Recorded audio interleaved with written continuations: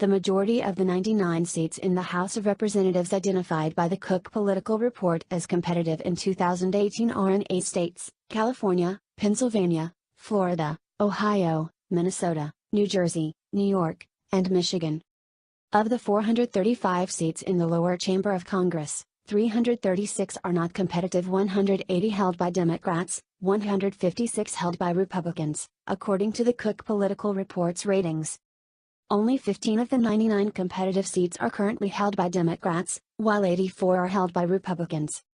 51 of the 99 competitive races are in those 8 states: California, 10, Pennsylvania, 9, Florida, 7, Ohio, 5, Minnesota, 5, New Jersey, 5, New York, 5, and Michigan, 5. Only 8 of those 51 seats are currently held by Democrats, while 43 are held by Republicans. Minnesota is the only state in the country where more Democrat-held seats are competitive, 3, than Republican-held seats, 2. 5 of these 8 states, Pennsylvania, Florida, Minnesota, Ohio, and Michigan, were battleground states in 2016, though Democrats and the mainstream media did not realize Minnesota was a battleground state until Election Day, when Hillary Clinton squeaked to a narrow victory there. 2 of the states, California and New York, are extreme blue states with pockets of intrastate red resistance.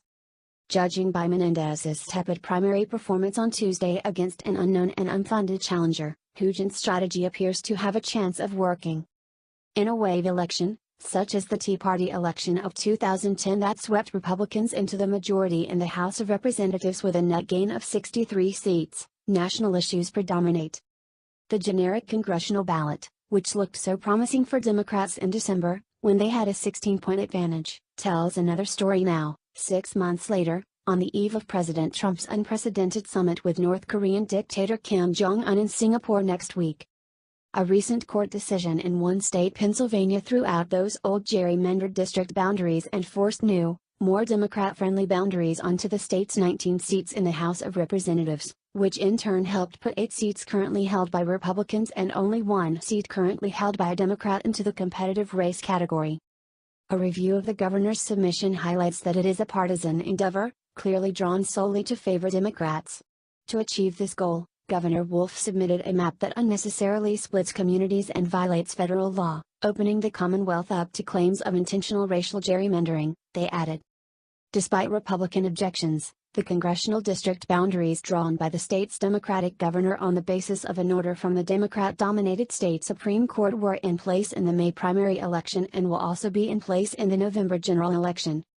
This is the first in a series of articles on the 2018 midterm elections in the 99 competitive races in the House of Representatives.